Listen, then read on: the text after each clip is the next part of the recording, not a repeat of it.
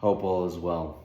I'm here to talk about the Fender American Ultra Luxe Vintage Stratocaster. 60s Stratocaster HSS with heirloom lacquer finish and stainless steel frets. That's right, Fender finally doing the stainless steel frets. Actually, they rolled out their first Ultra Luxe Strats and even Tellies in 2021, I believe in May of 2021, if I'm not mistaken. And those had the stainless steel frets, but Fender really holds out on us with the stainless steel frets thing, but they're doing it here. So I just want to talk about this guitar, and hopefully it'll help you make an informed decision if you're on the market. First and foremost, I'll just say up front, in my experience, having owned this thing for about 3 days now, my opinion is the following. I think this guitar is pretty darn close to the greats, such as a Sir Classic S. I think it's pretty up there. Forget about the whole relic thing. Just put that aside. Personally, I've never been into relics, but I'm learning to love it with this particular one, because boy, did they relic it. And I'm learning to accept that. So that's the one thing, it's relic. It has the stainless steel frets, like I said. Let's talk about the features and things like this. So let's just start with the pickups. These pickups, I understand they're 60s. I don't remember the exact name, but they're 60s, some 61s, 61 Strat single coils. And then this humbucker, it's called a Haymaker humbucker. This humbucker rocks pretty hard. You can play some Van Halen on it very easily and peacefully. So I think this thing rocks pretty darn hard on the first position. The rest of the pickups, these single coils, I mean, it just sounds stratty. It sounds beautifully stratty. Unlike the first Ultra Luxe series that had the noiseless pickups, these are not noiseless. These are pure single coil magic, and they sure give that magic in its sound. I have a video, I think in the description. You can watch a video of me playing this so you can hear it for yourself. But there's other videos you can hear people playing that play a lot better than me, and they'll justify the existence of this thing better than I can. But anyway, so those are the pickups. I have no complaints about them whatsoever. I'm so glad these are not noiseless. The noiseless ones on the other Ultra Luxes were pretty solid. But I just don't want them on my Stratocaster. I want pure, dirty, magical Fender Strat sounds, and this guitar absolutely delivers that. So no concerns there.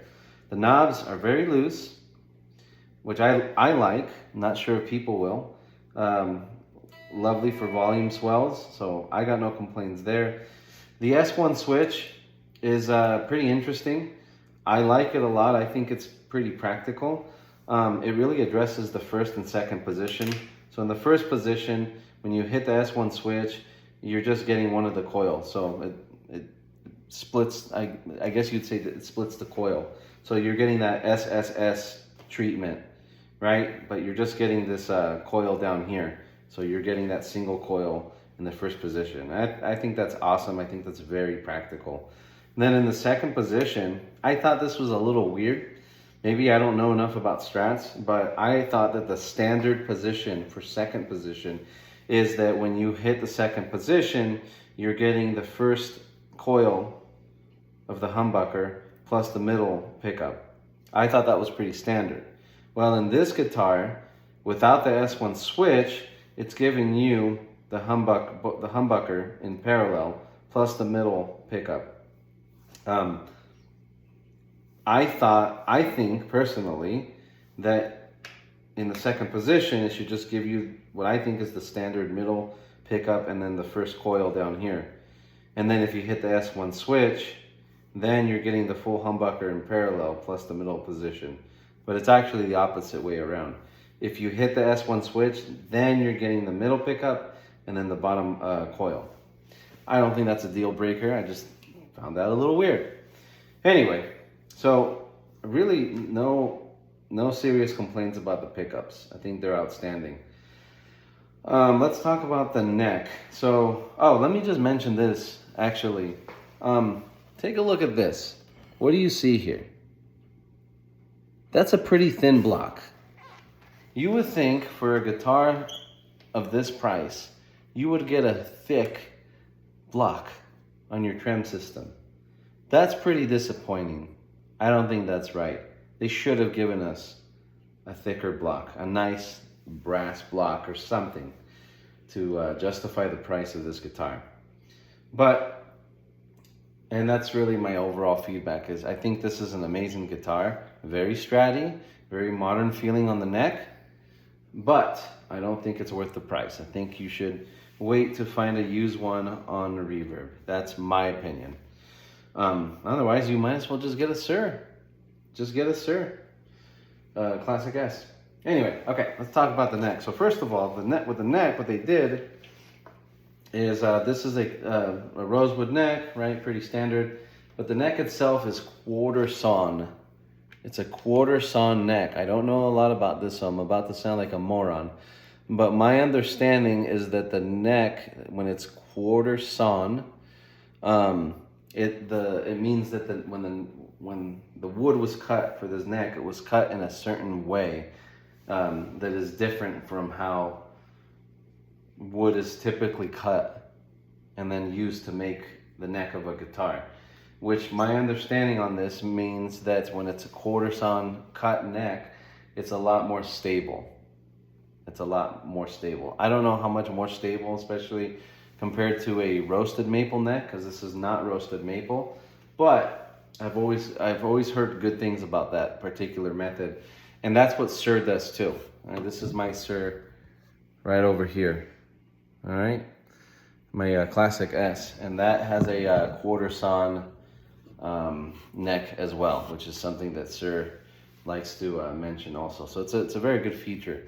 So that's that. It's got the stainless steel frets, which I love. I'm glad they finally doing that.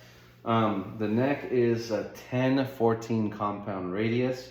So obviously compared to like an American Professional 2 that has a 9.5, this neck feels very modern. It's a D-shaped neck.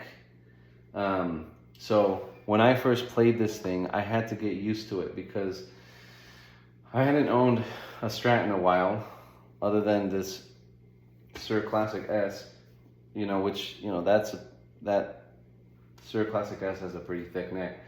This is a fairly thin neck. It's a pretty thin neck, which I now enjoy, but I had to get used to it because when I first held this, my brain said, this is a Stratocaster, therefore the neck needs to be thick. And my hands, my big hands, need to fight this neck in order to get the sound where I want it to go. That's what my brain was telling me. So the fact that my hands felt, like a thinner neck, but my brain is going danger, danger, sees Stratocaster but does not feel Stratocaster. I had to get used to that a little bit. It's not a huge deal anymore at all. Honestly, I don't think it's a deal breaker by any means. But if people are married to the thick neck of a Stratocaster, this may not be your cup of tea. So that's that. What else is there to mention? Not too much. I think, again, overall, I find this to be pretty freaking awesome Stratocaster. It is a Stratocaster of Stratocasters. I think this is probably the closest that Fender has come to a Sir Classic S that is not a custom shop Fender. I mean, honestly, I don't know a lot about Fender custom shops. I've played a couple of them, and I've certainly played a couple that surpass a Sir Classic S, but my understanding is that Sir Classic S are production guitars. They're not, Sir puts a lot of TLC on those and a lot of human hands, but my understanding is that those are not custom shop, even though they feel custom shop. And this is one Fender that is a production line Fender Stratocaster that actually feels like it competes with the Sir Classic S. So I think that's a great thing on this guitar.